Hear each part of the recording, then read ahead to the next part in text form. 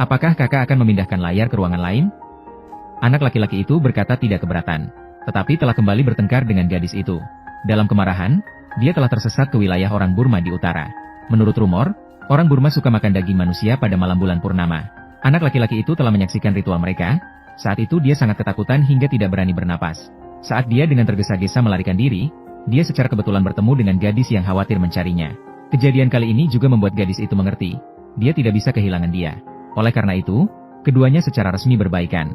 Dengan cepat, mereka mengadakan pernikahan.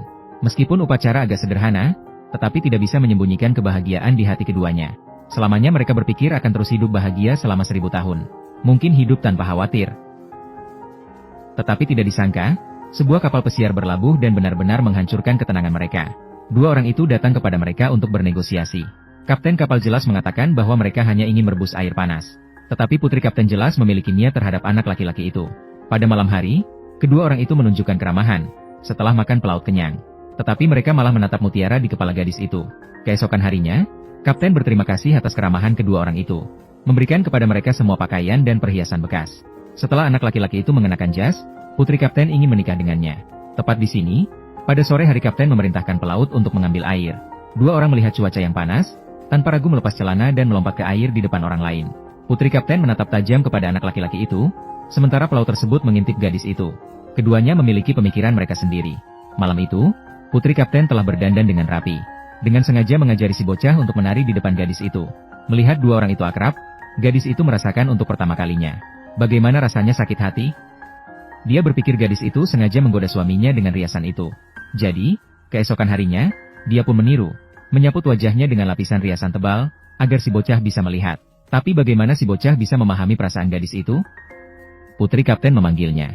Dia berlari keluar dengan cepat, melihat suaminya menggoda putri kapten di tepi pantai. Gadis itu untuk pertama kalinya merasa sedih. Dia berlari ke air terjun untuk mencuci riasan di wajahnya. Tapi dia tidak tahu bahwa pelaut sedang mengintipnya. Begitu muncul di pantai, pelaut pun menunjukkan tabiat aslinya.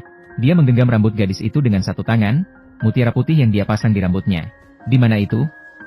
Di dalam rumah, gadis itu demi bertahan hidup, terpaksa membawa pelaut pulang.